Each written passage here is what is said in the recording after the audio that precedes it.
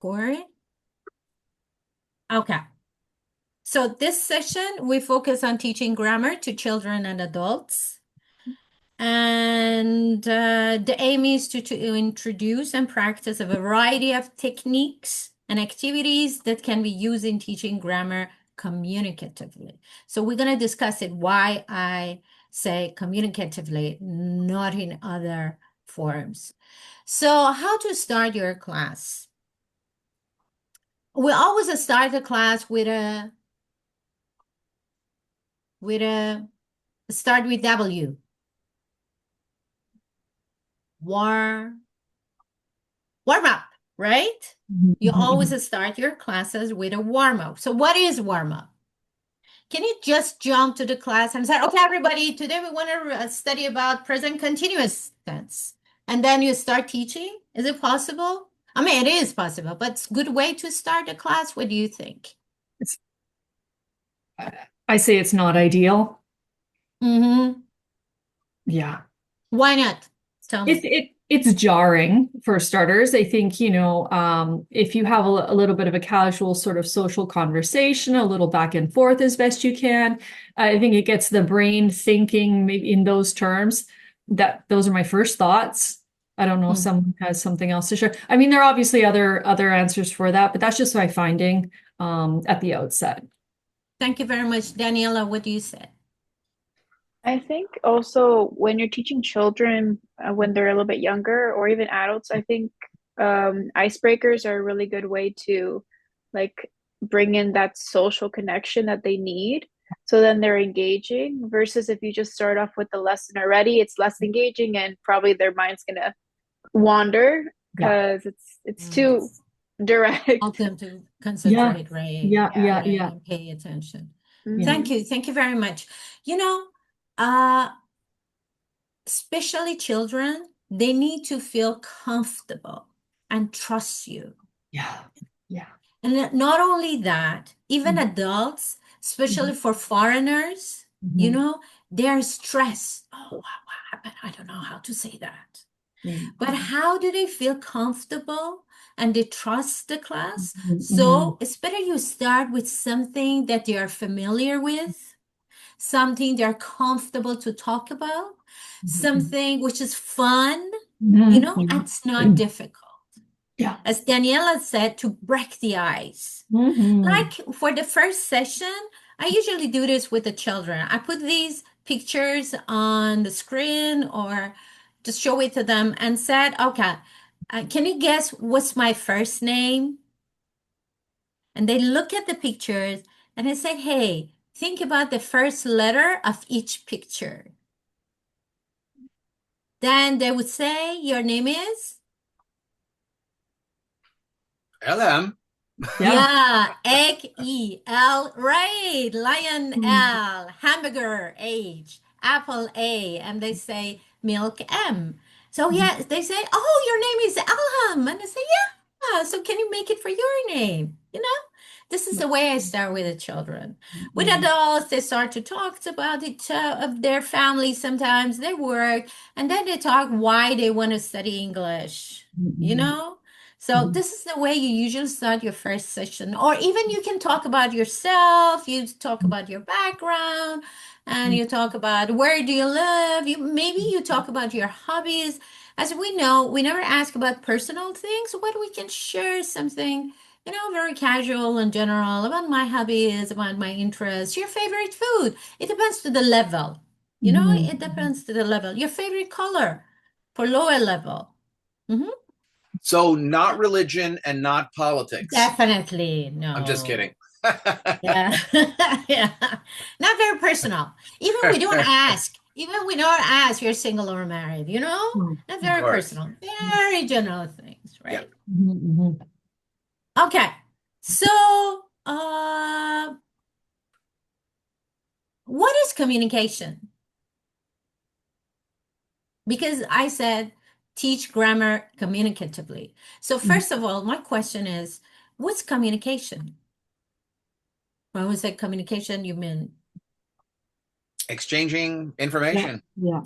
mm-hmm, Mhm.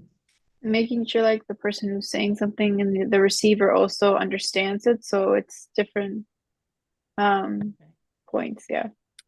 Back and forth. Mhm. Yeah. Mhm. What is grammar to you? Grammar is the structure of the language that you're trying to communicate in. Can you Mm. give us an example, like what? Whether, verbs, nouns, things Is along it those lines there. possible? Is it possible to talk or you talk a language and you don't know the grammar? It's Yes. difficult, Yes, like what? fairly impossible. You say fairly impossible and you say yes. Okay. Oh, So tell me why you say yes, why you say no. Sure. Sorry, I've got some noise here. Well, I mean, there will be pieces of um, a sentence that are not necessarily, it doesn't say when is grammar in the correct order or not the correct order. It's just saying what is grammar in general. Well, it's a set of rules, but we don't always follow them. So you can absolutely communicate and the grammar can be incorrect, but this doesn't specify whether it's correct or incorrect. So I say, yes, you can, but it doesn't necessarily mean it's grammatically correct. Okay. And Carmel, why you say no? well, I mean, if we're going to be talking with other humans, that I think we need to follow those rules, because then everything gets confused. I mean, if we're two computers talking to each other, we don't need grammar, right? We just need to know ones and zeros, Mhm. and so, but we're human, and I think it's better. You have better communication when you follow, Oh, certainly. basic. Yeah, yeah, yeah, of course. Thank you. Yeah. Thank you very much. Daniela, what do you say? I think it's the level of education a person comes in with. Like if it's foreign people or newcomers, you can still understand them even if their grammar is not totally correct, Mhm. because you get the gist of what they're trying to say. Versus when they have like a little bit of academia, then obviously things need to fall in place because you now have to articulate very well your point of view. So I feel like for the mundane parts, it's okay. You'll Mhm. understand it, especially if you're in a English speaking city, which that's basically all of Canada for the most part. Hmm. But yeah, it just depends. I feel like even children they'll give you like a broken up English, but you can still understand what they're trying to tell you. Mhm. Yeah. Mhm. So thank you very much. That's correct. We can communicate, but very limited. Very limited. Like kids, 1 year or 2 years, they just use a couple of words and you understand what they're saying. But sometimes, if you have experience, you see some children or like 2 year old or 3 years old, they're crying and they say some words and you don't understand it. So you keep asking questions Mhm. because they don't use correct structure. So that's what happened. Very limited, it is possible. Then when they want to talk about their feeling, when they want to share, when if they have any requests, if they want to ask questions, they share their thoughts, they need the structure to Yeah. put the words in the correct places Mhm. so you can understand what they're saying. Otherwise, you won't. Yeah. And what happened is actually in our real life, you correct children. Mhm. Yes? When they Mhm. say something, you say, "Oh, you meant this?" So you correct them. Mhm. Mhm. Uh, that's exactly happen in classes. So when you teach English and your students start to talk or to write for you, right? You start to help them to correct the structure. They know the words, but they don't know where to put them. To make that more accurate and more understandable. In communication, as you said, we send a message. But if you only send a message, it's like media, right? There's no response. Communication means back and forth. So you receive the response. It's exactly in our classes. When you start teaching, It's impossible. It said, okay, everybody, 10 minutes, I'm going to explain everything. After 10 minutes, ask me a question. It used to be like that, like traditional way was it? That teachers start talking for 20 minutes, 30 minutes. The students takes notes. And then after that, any questions? And everybody said no, because they thought they learned it, right? But in new way, modern teaching, it's in a communicative way. So teacher constantly, they do CCQ, concept checking questions. So just students involved in the process of teaching from beginning to the end. Ask them questions and check their understanding, even in grammar teaching. So Penneyer said that grammar is the way language manipulates and combines words in order to form longer units of meaning. So it's a limited way, it's possible. Like you go to, for example, to Germany and there's a Brot bitte. Play piece of bread, please. But if you want to say, I want what kind of bread? So you need to know the structure. Even you know the words, you don't know how to put it. So for the longer units of meaning, definitely we need grammar. So what happened in classes, usually especially foreigners or even children or teenagers, they say we don't want to learn grammar, but we want to learn the language, right? But no, we hate grammar classes. Why do you think they don't like grammar classes?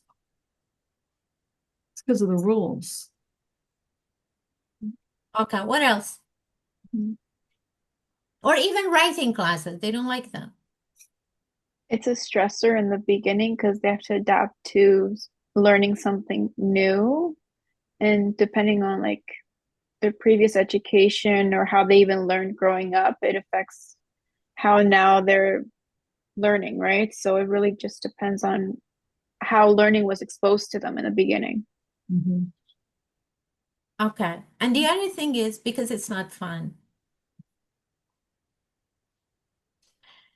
Back to your experience. You remember those lessons that you enjoyed the class. Am I correct? Still, you remember that. Yeah. But those classes that you memorized, you were under pressure, you don't remember that much. No. And usually grammar classes and writing classes are not fun.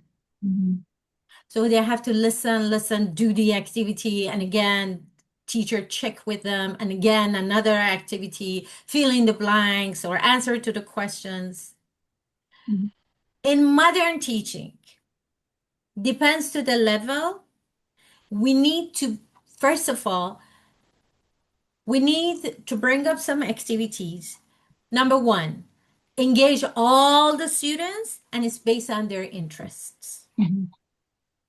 So in the very first session, we ask about their hobbies, their interests. What did they like to do in their free time? So you find out this class is somehow to sports.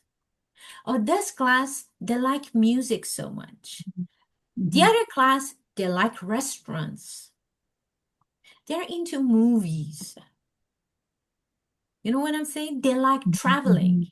So when I want to teach, I bring up examples, I bring up pictures, I make activities based on their interests, like different restaurants in the city.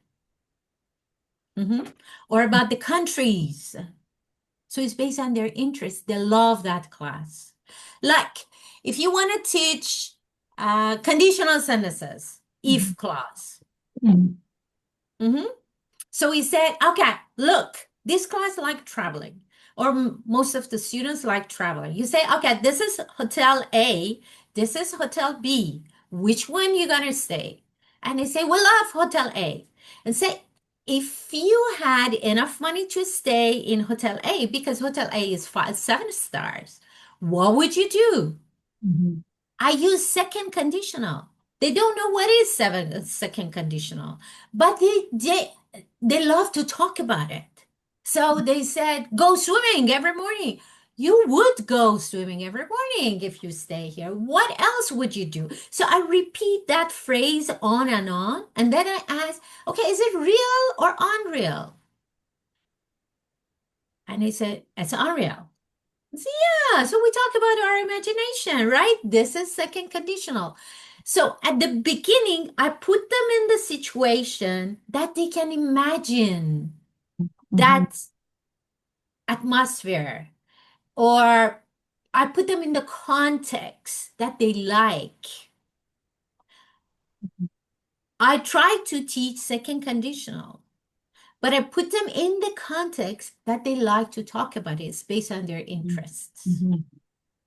So when you want to teach, no matter what you teach, know your students first and know what do they like more about their hobbies and interests.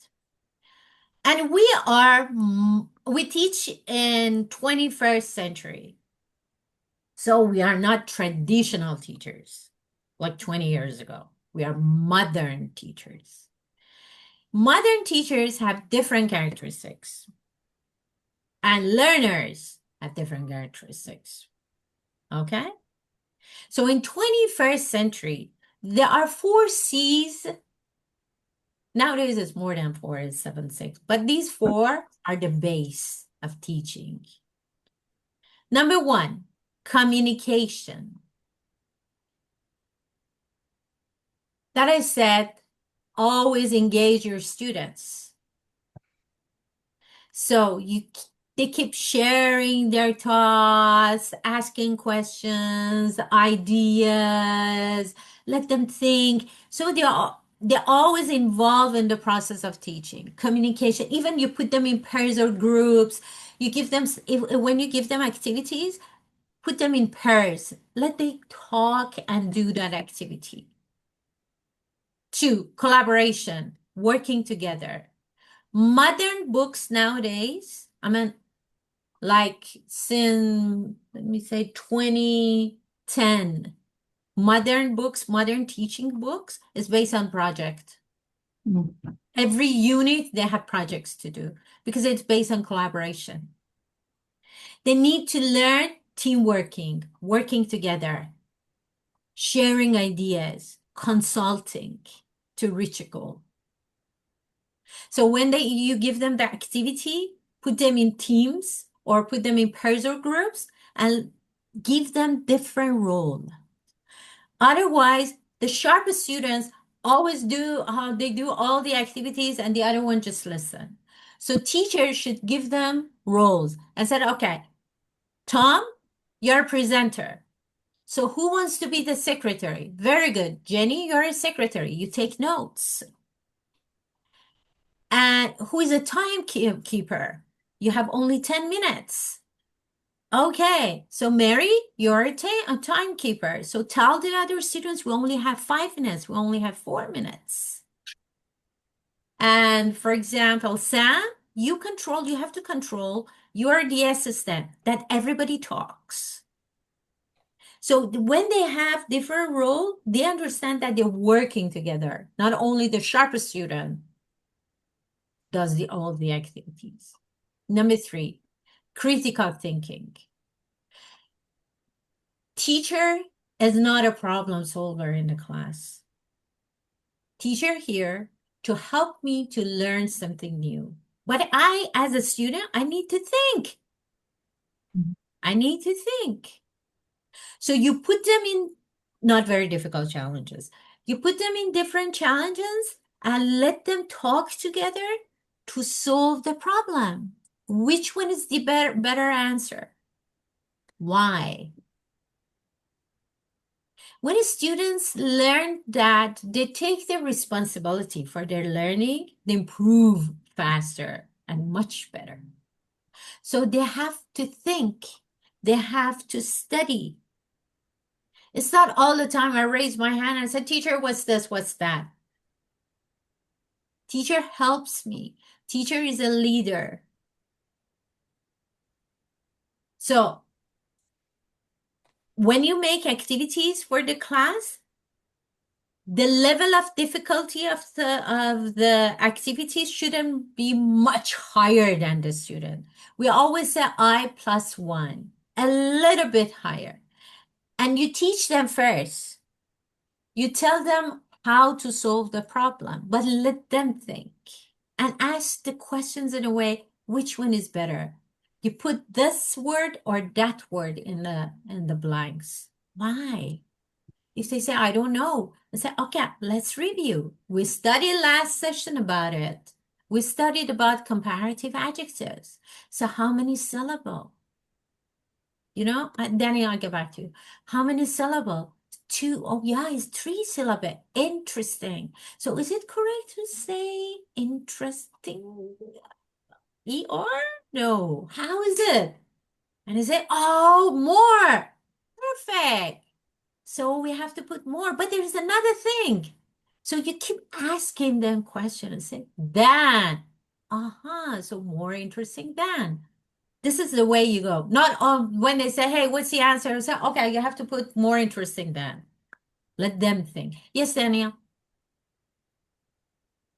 Oh, just a question. So, for example, even when they're like learning different words or where to put them in, could it be like also initiating videos for certain sounds of the word? So then, what does this sentence sound like this versus like this? Yeah, So of that you know, course. like Yeah, kind of like the yes, difference, definitely. right? Yes, definitely. Stress of the stress of the word in a sentence, what is different? Right, definitely. Mhm. Oh, Definitely. okay, perfect. Okay. Thank you for asking. That's a good question.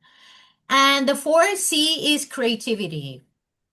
We never, ever put the students in the box. I want everybody write 5 sentences, start with there is, and 5 sentences start with there are. It's too mechanical. That's robotic. We say let them think. So let them be creative. Like, in higher level is much easier, right? The challenge is for lower level because they don't know that much English. So the thing is, or any languages like this, they learn Spanish. They don't know that much, or French. So if you want your student to use like there is and there are for lower level, you say for next time, I want you to take a picture of a place that you like a lot. Maybe your bedroom, maybe a Tim Horton near your house, maybe park, I don't know, anywhere. And then write for me, what is there? So they start to think, where I like to share the picture. Oh, I like my living room. So they take a picture of their living room and they start to write. There's a TV in my living room. There are sofas, So they become creative and it is fun to do because they like. Or for higher level, like level 7, 8. Imagine you travel to an island. I want to know what would you do in that island? And it's good to draw that island for me. So they start to write, if I travel to X island and here's a picture, I would do this and that. I would go with my parents. I would go with my friend. So they start to think about something which they like. Okay, so these 4 C's, communication, collaboration, critical thinking, and creativity, always consider in your teaching and especially their homework when you want to assign homework. So for teaching grammar, either is explicit or implicit. So what is implicit grammar instruction?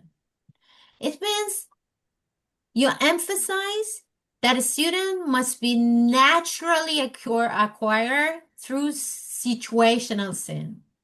What it means, you put them in the context. And in the context, they said, oh, I want to talk about my memory. What happened last weekend?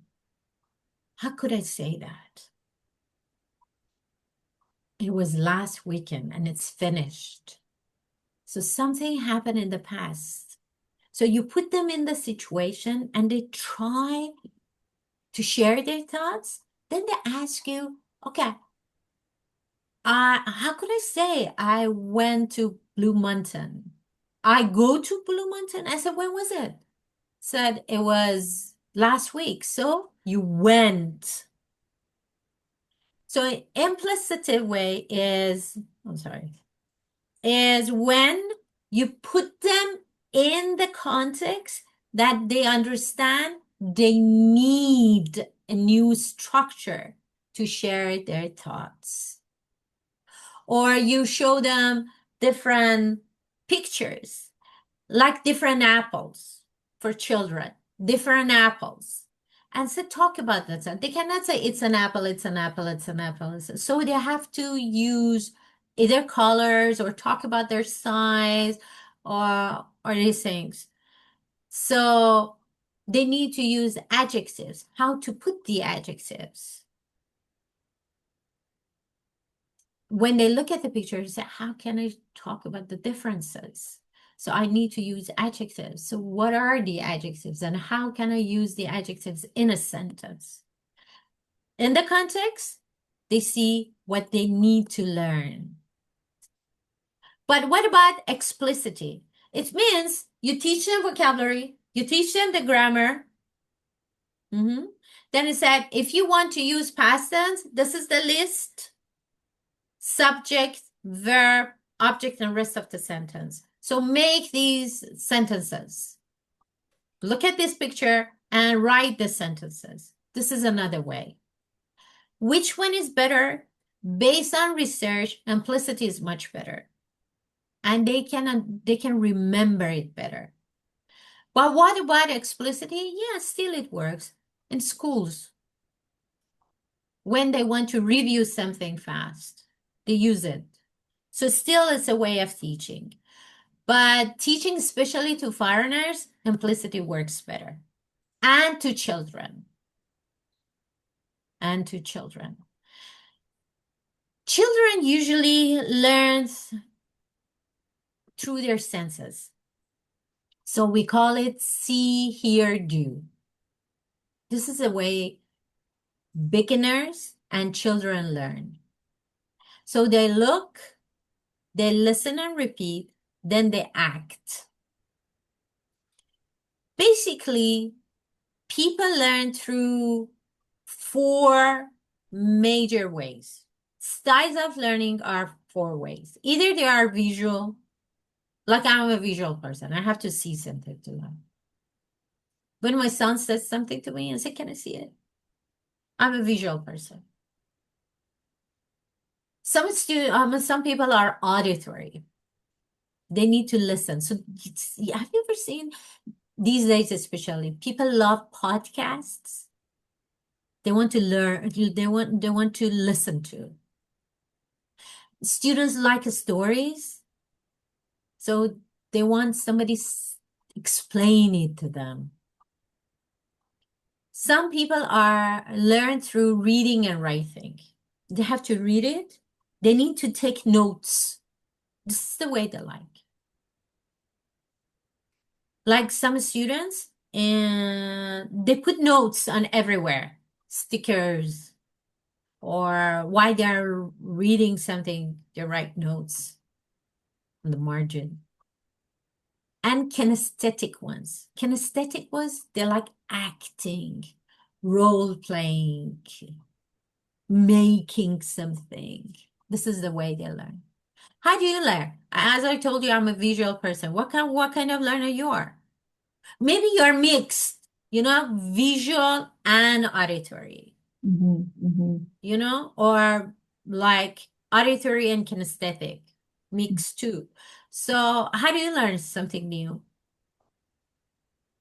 I'm I think visual. Sorry, you You're go, Dan. visual? Yeah, You're yeah, visual? yeah. Okay. Daniela?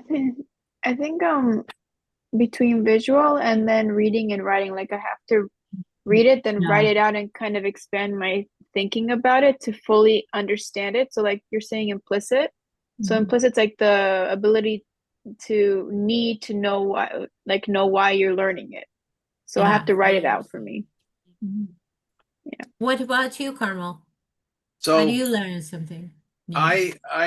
my answer is going to be a little more complicated. I find that I have different ways of learning depending on the topic that I have to learn. So, for example, when I was in the military, if I had to learn something about, aircraft engines, it's easier for me to touch them, to see them, you see them moving and stuff. But if I had to learn something about the electronic theory, well, then it would be reading and writing.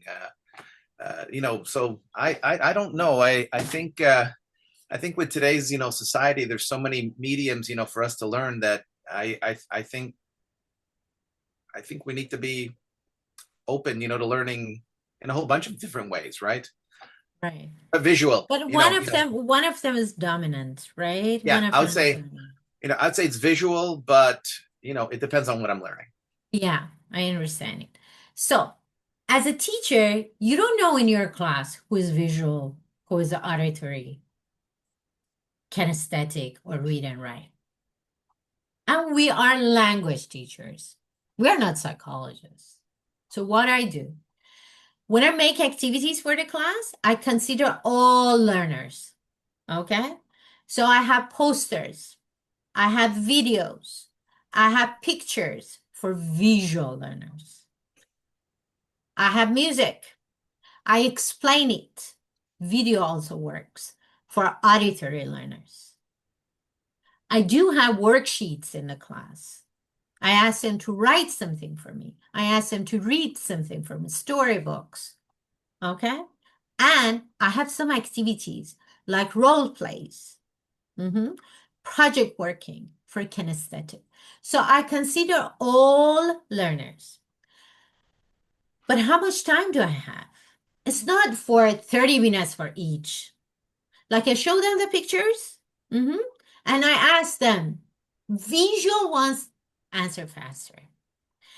In their books, in modern books, you have pictures, you have audio to listen, they have project to do, and they have reading and writing. So even modern books consider all learners. When you want to write your lesson plans for the activity part, remember, consider all of them, not only you take puppets in there, yeah, and for children. Not only you take like readings to the class. It's only good for reading and writing method or learners. Not only videos. Some people needs to write. Some people needs to read. Okay. Some people even like to be in pair and talk about it and act it. When they're working on conversation, they need to act, like make conversation and act. So we consider all. Yes, Daniela. So when we're in a classroom setting and we want to kind of get to know our students, um, let's just say, would we do like an activity, like as a teacher, to see like where they're at, if the classroom is more kinesthetic or more visual, and then from there create the activities, or should we just, for teaching's sake, have already programmed activities that cover all the different learning The second one. styles? The second So one, all the we learning cover all. styles. Because it's not our concern. And we are not a specialist in it. They have to go through different tests and then maybe in different and even in different part of the day they are different, so we don't do this. But just be on a safe side, you consider all the students and you have different activities. And if you have different activities, okay, your class would be more fun because it changed. Now it's reading, then writing. Let's listen to this, let's talk about this, so students are more active too. So it's better consider all. Okay, so far any questions? Nope. Okay. So here is an example. Like talking about different adjectives, making WH questions, talking about appearance, talking about characteristics, You can bring up some pictures in the class. For kinesthetic ones, like finger puppets, they're talking. It's me, and they're talking about different about their appearances. Do you remember that cartoon, Madagascar? It was my favorite when I was a child. You don't remember that cartoon, Madagascar? This picture? No? I do. You do? That was so fun. That was so fun. So now, okay. When you nowadays, if I want to go to teenage classes or children classes, I definitely ask my children, what is on the top? I cannot take this picture to the class because they had no idea, right? They had no idea what is it. But if what is on the top these days? So you have to take a picture or about the cartoons or something, or even you talk about matches like football match or soccer match or something, which is nowadays it's new for students, Nowadays they're involved with, not the picture for old ages, of course. So they have ideas to talk. And how do you practice with your students? Okay, one techniques of teaching is TPR. TPR stands for Michelle, yeah. Yes, it's the total physical response. So what is it? So it's how the body is involved in the process of learning and helping to reinforce it cognitively. Mm-hmm. Total physical response. So you give them commands and they acted, right? Like you said, point to the ceiling, fly like a bird, you know? Take your pencil or pen. Yeah, that's TPR. For beginners and children, they love that. And what is drilling in teaching? Drilling means Just repetition? Is that? yes. Yeah. When do we use it? Like past tense or present tense S for third person. In English, one unique grammar is for third person in present, we add S to the verb, correct? She goes to school. And many other languages, they don't do that. It's very specific for English language. So that's why if you listen to the foreigners, they don't add S to the third person. So we need to drill. We need to drill. Like I go to school, they go to school, we go to school, Tom goes to school, Mary goes to school, Jack goes to school. That is drilling. That's drilling. It's not only for structure, also for pronunciation and stress, as Daniela said, and stress. So pronunciation, it's good to know where your students from. Like for Chinese, pronouncing of some of the letters is difficult. Even people from Middle East, W, what sounds, they don't have it in their language, not in Arabic, not in Persian. It's hard for them to pronounce. That's why they say vol. Spanish, they say val, watermelon, Filipino, Chinese, Korean, because what doesn't exist. Or ch, that they don't have it. So that's drilling. They say wall, watermelon, window. So they're pronounced right. Drill, drill, drill to learn. That's drilling. Okay, this is a picture of one class. Teacher drills S for it's in Taiwan. So or the students are Taiwanese. So teacher practice does or S for third person. So they have different pictures in their hand about their favorite food. So it's like different pictures on the floor, and they take the food that they like. So you say, I have this, I have like spaghetti, I have onion rings, I have hamburger, I have steak. And he said, the teacher asked, do you like spaghetti? Yes, I do. Do you like onion rings? No, I don't. Do you like a steak? Yes, I do. Then turns to one of the students and said, does she like spaghetti? See? Does she like spaghetti? So he puts them in the context. And then the student said, yes. And said, yes, she does. Repeat, everybody. Yes, she does. Yes, she does. Yes, she does. Then drilling. Does he like steak? Yes, he does. No, he doesn't. That's drilling comes up. Okay, so put them in the context, start asking them questions. After practicing this, they said now one of the students takes the teacher's role and the students start asking the other student. And here, this is another example that he's working on present continuous, but chanting with the students. Is he walking? And they act. Is he seething? Is he singing? Yes, he is. Yes, he is. Why? Because children like singing. So this is another example, singing together. And it's drilling too, because constantly you say, is he walking? Then is Mary walking? Is Mary seething? Is Mary chanting?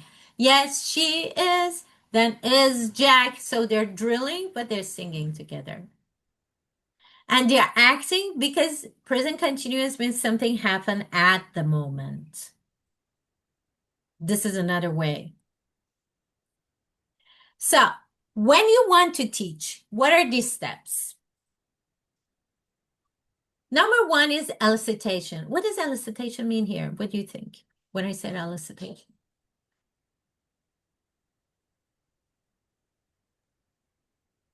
Yes, Michelle. So I'm thinking eliciting a response, getting some feedback, getting It's number one. It's the first step. yeah, So you ask about what? whatever the subject or the topic is, maybe. Or what is related to? You want to teach past tense. You want to work on past tense. Your students already know present tense. So you start asking about what do you do every day? Well, this is sort of what I'm saying. This is what I'm thinking. Yeah. Yeah. Just asking them questions. Yeah. Exactly. Response. Yeah. Exactly. Thank you. That's correct. So you start asking them, what do you do every day? Okay. And then you ask about yesterday, last summer, last Christmas, last weekend. And when they want to answer, you say, okay, but it's not every day. It's last summer. Then you teach them past tense of the verb. And then you have to say, in English, we have regular or irregular. In Spanish, it's like this. In Arabic, it's like that. In French, it's like this. It depends what language you teach in the class. Then you introduce the target language, the new lesson. To practice, you put them in pairs or in groups with the different activities that you prepare for the class. Monitor them. In your online classes, there are breakup rooms. You like in groups of 3 or in pairs, you put them in breakup groups, and teacher can go to each breakup group and listen to the students and give them feedback. In real class, you monitor them. You walk around, you listen to them, give them hints, help them, correct them. Okay? What's next? When you get the feedback, you see which part they need to work more. So it's the time that you need to give them assignments. So they need more time to think, or they need more to read, or they have to do more activities. Maybe it's home assignment or maybe it's class assignment. Then you go through review. You review with the students and see if they have any problems. So this is how it happens. Another, we talk about TPR and drilling. Another techniques for teaching is ESA. Okay? Engage, study, activate. This is another techniques for teaching. That it works for children and adults, especially beginners. Engage means they are in the context. I said from the very beginning, your students involved in the process of teaching, asking them questions, let them understand the situation, okay? Then study is a part that they practice. They practice, they do the activity in pairs or in groups. And activate is a part that they produce it. Like in role play, they act, they start talking. In their writing, they write for you, and you see the hand in their writing. You see their writing. Or they read something and then explain to you, or they listen to something and they answer to the questions. Okay? So engage, study, activate. Like here. They listen and fill in the blanks. So first, you talk about the animals, different animals that they see in the picture. Then they listen to the song and fill in the blanks. They learn the name of the animals and where to put the nouns, right? When you check and say everything is okay, they have another assignment, okay? To check if they learn the name of the animals, and then later they talk about the animals. They ask questions about the animals, how to make questions with WH, how to answer, what tense it should be. Is this simple or continuous? So this is the, like here, this is the, oh, Michelle was out. Okay, so this is this step. First, talk about the animals. What's your favorite animal? Okay, look at the picture. You check with them that they know the name of the animals. Working on the listening skills. Then listen to the song and fill in the blanks. Then you check, it's concept checking. They learn the name of the animals. After that, you ask them to make questions and talk about each animal or their favorite animal. What is the other techniques for teaching? So TPR, drilling, ESA, engage, study, activate. PPP is very common in teaching. Presentation, practice, production. Scott Thorme actually write a book about how to teach grammar based on PPP. I think it's easy and you can download it on internet. So how it works. Scott said, first you present. You put your students in the context, okay? From known to unknown. What do they know? And help them to understand the new subject. Then you start asking them questions and you present the new grammar, the new structure. Then they have to practice. How do they practice? Easy to difficult. So he said, first control, like what's the past tense of go? They say went. What's the past tense of washed? They say washed, ed. Walk, walked. But the pronunciation, as Daniela said, so we need to work on pronunciation too. Sometimes when you add ed, it sounds d. Sometimes it sounds t, like walk, walked. We write ed, but it's t. Sometimes ed, expect, expected. So you work on pronunciation too. So it's control. Then less control. You show them some pictures and say, look at the picture. It happens yesterday. So write one sentence for each. It's less control. Easy to difficult. Freer. Talk about your last week. Talk about your last week. Oh, look at the picture and tell me what happened in this picture yesterday. Okay? So present, practice, and you can put your students in pairs or groups in practice phase. And 3, production. Production is a part that they use what they learn in their real life. Talk about your favorite vacation. The best memory you have in your school. Who was your favorite teacher? What was your favorite subject in school?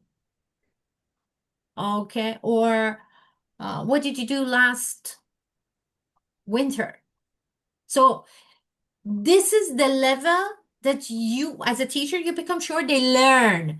If they use what they study in the class, the target language, in their real life, and they can talk about their real life, but using the target language or the new grammar, it's a level that they learn it. So production is a part that in daily conversation, they use that structure. If they only can do the activities, it's a practice phase. Production's a part, they use that in their real life. So when you make activities, you have to think, this is for the practice, but what kind of activity they need to do that I understand they learn it truly. Like here's an example for control. Fill in the blanks. Okay? Or which one is plural? This is control. Less control is talk about the picture and use can, for example. Can she skate? Can he ride a bike? Can they look at it and make questions with can and they answer? This is freer practice. You give them some words and said, okay, write about your feelings. Talk about your feelings. In a class, in a school, at home, outside, at work. So they use the adjectives that they learn. For children, drawing. They draw something and then they start talk about it. Like this is an activity I ask my students to draw when they want to talk about present continuous. What are they doing? What can they see? Preposition, where is it? It's on the hill. It's above the tree, in the sky, right? So drawing is really fun for children. Look at this picture. What happened yesterday? What happened every Saturday? So for different tenses, with different structures, you can use pictures. Or write a story. Write a story in pairs or in groups. So let them be creative. Don't put them in the box. When you ask them to write their story, they write different stories. But the only thing is they use the language or they use the structure that you assign. Past tense, present perfect, conditional, different adjectives, comparative adjectives, cohesive devices. They make different stories, but that is structure you want, they have to use it in their story. So it's not in the box, they can be creative. Make it fun, make it interesting for them.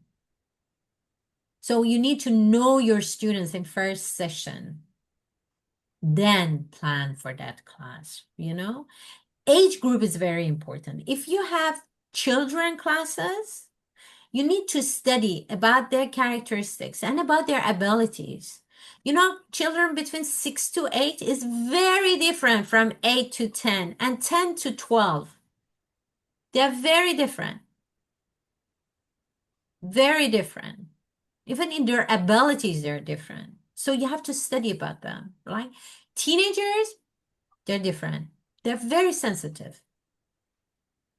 So it's important. Adults, to tell you the truth, are the easier because they share their feelings. They say what they like, they don't like, why they are there, right?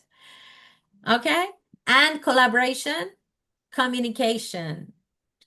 Let them get their responsibility. They need to think, critical thinking. So facilitate autonomy. Put them in groups, let them think, You help them. So teacher is there to help them. But I'm not here to solve all the problem because you have responsibility to study, right? So project works. Okay. Now, make your lessons interactive. Make your lessons relevant to their lives. So that's why I say a study age group. So like for between 6 and 8, what's interesting? Stories, toys, singing, colors. And you always have your toolbox. What is toolbox? Means you consider all learners. You have something for visual. You have audios for auditory learners. You have worksheets, reading, writing activities for reading and writing ones. And kinesthetic, games. They love games. Let me give you an example. You want to practice comparative adjectives. Make your students in 2 groups. It depends on the number of the students, like 2 groups. Even online.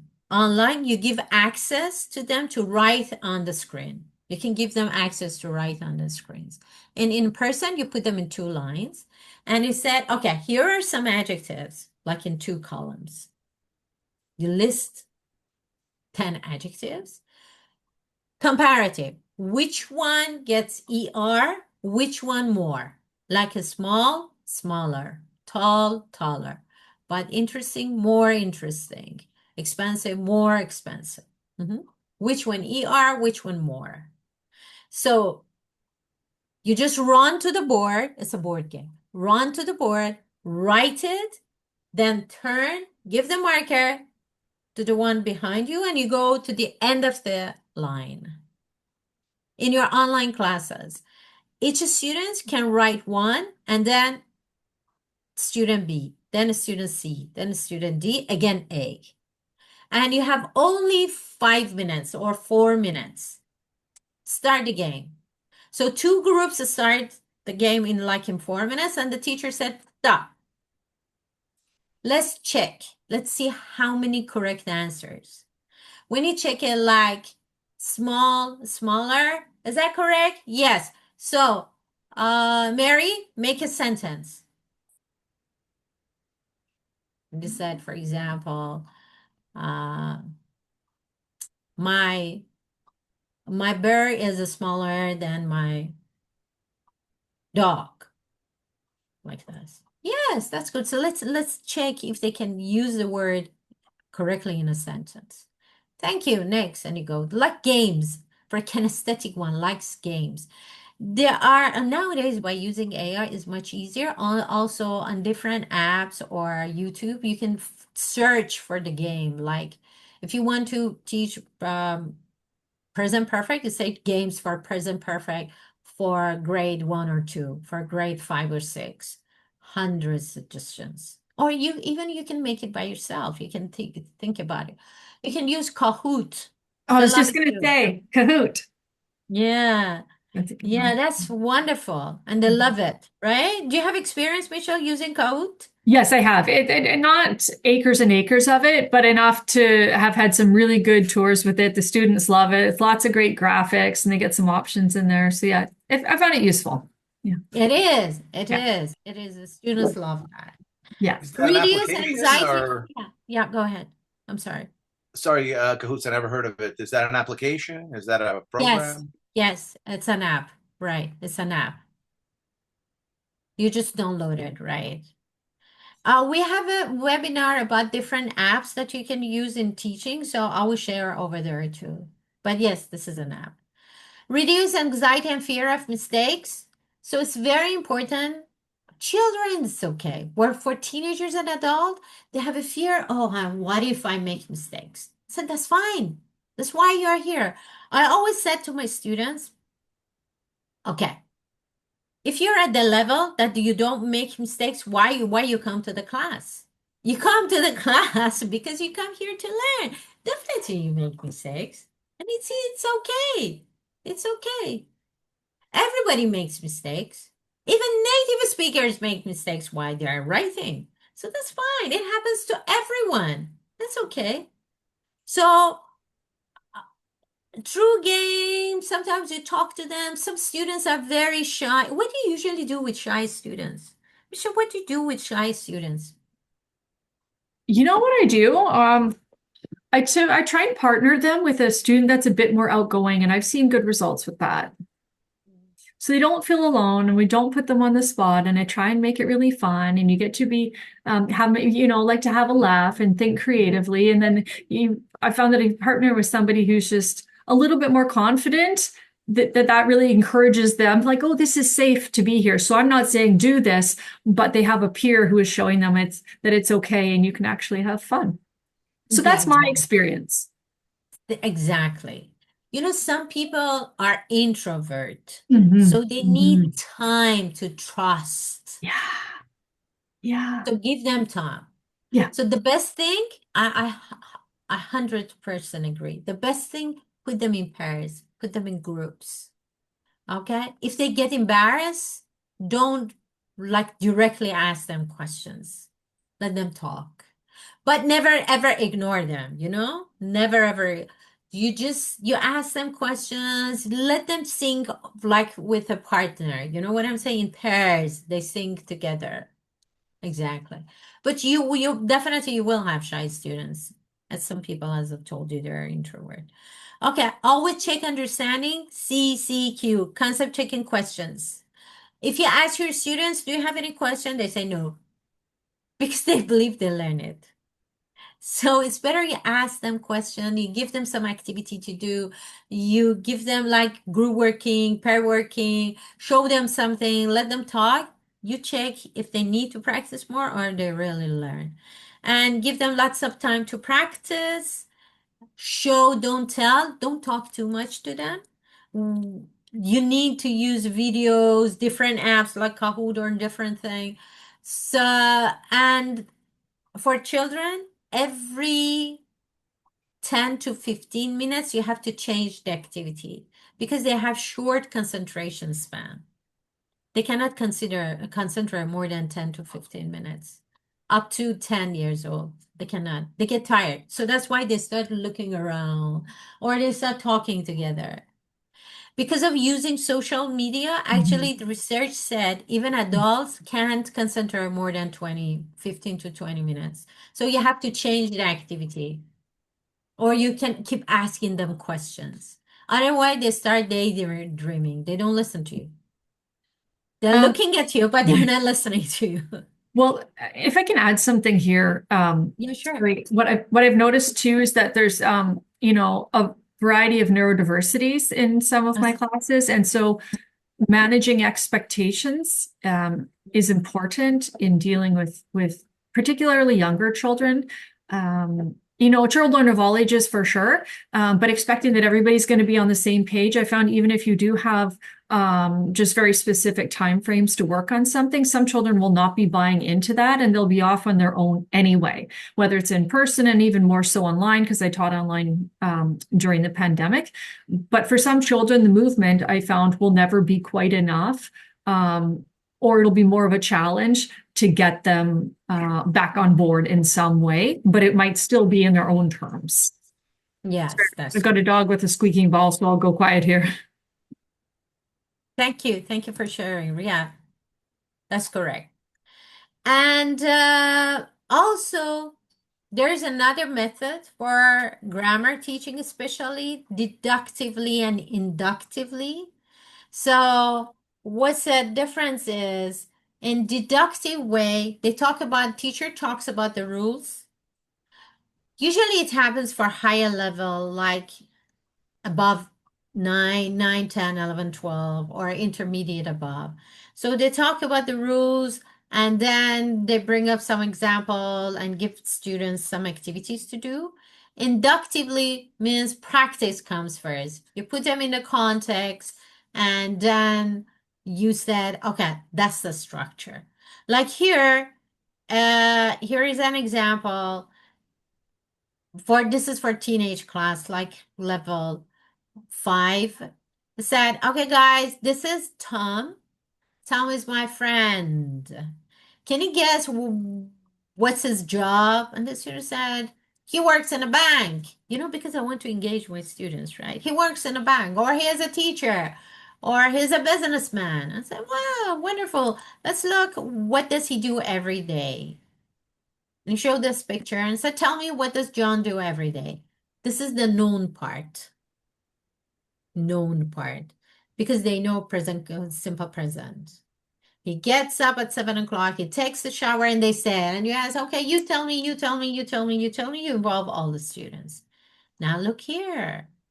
This is John when he was 10 years old. How old he was? 10 years old. Let's see, what did he do when he was 10? Did here you introduce the new grammar, past tense. Woke up, brushed, ate, read, drew, right?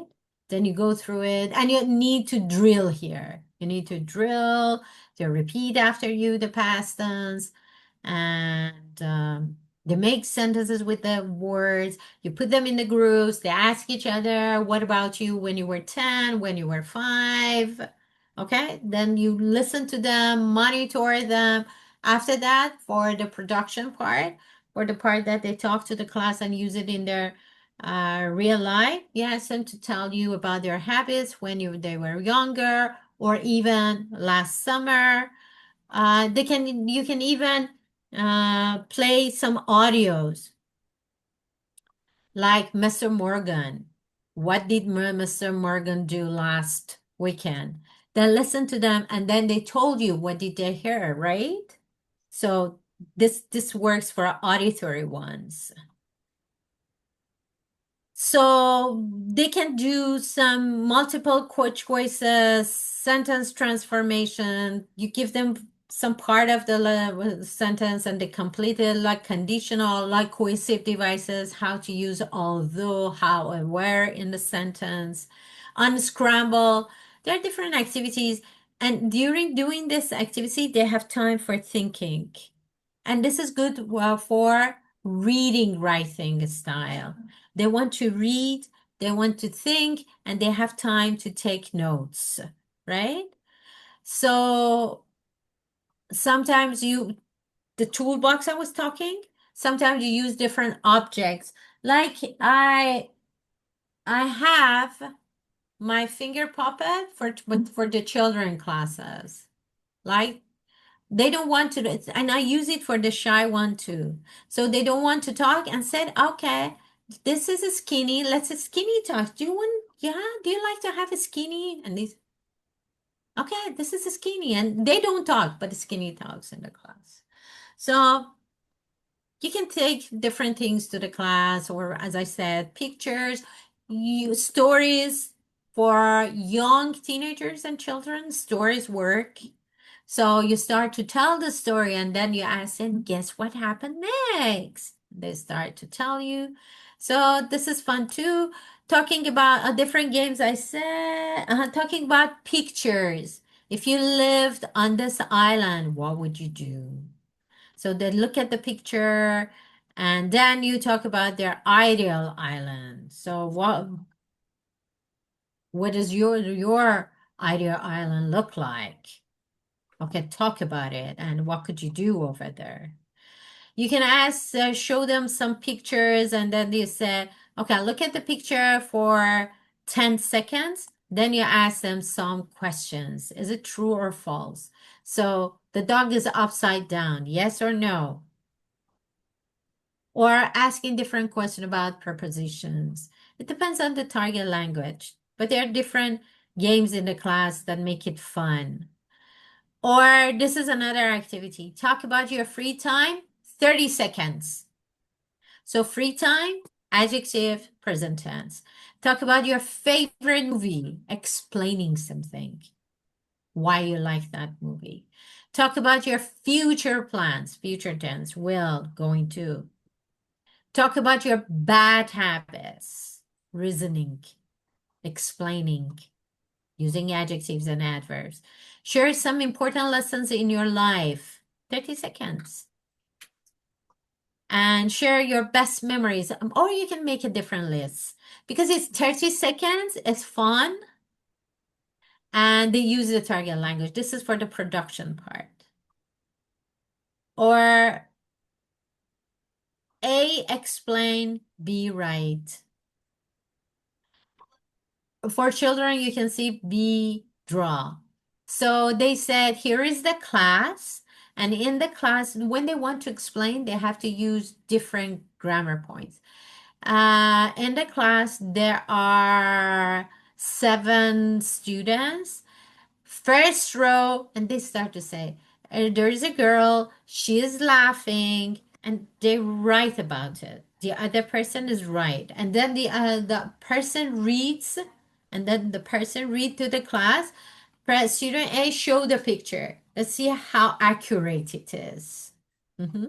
The group which is more accurate and they go through more detail wins. So that's a game too.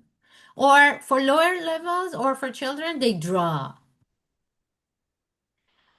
You give them a picture and said, I want you to make questions with WH. Or show them a picture and say, make a conversation based on the grammar that they study in the class. Okay? That's it. What else I want to, if you are looking for different activities, British Council teaching English to kids and British Council teaching English to teenagers, British Council teaching English to adults. You can download 100 videos and stories, especially for kids and teenagers, for no cost. So even if you don't want to use them, but it gives you ideas how to use videos or stories, storybooks in your classes. If your students get used to read stories, it really helps them to improve in their language studying. Like if you have a reading club in your class and you said, okay, you introduce like 4 or 5 different books at the level of your students and said, okay, depends on the genre that you like, you choose one of them. And one session in a week, we talk about the story. So tell me about the character, tell me what happened, what, yes, that's it, British Council, that's it. Okay. No, no, Uh, it's not. It's not. It's a COUNCIL, council. CIL. it's okay. I'll send you that. I send you the link. So you asked them talk about the main events, and then for British Council here, and why you like this part? Critical thinking, right? Why you like this part, or why you like that character more. So reasoning, critical thinking, or you can put them in the group that choose storybook A. That group talks together. Which one was more interesting? Storybook B, they work together. Why you like that character? Why you like this? What's the theme? Why you like it? Why it happened? You know, this is another way that you encourage your students to talk. Okay, any questions? Or you want to share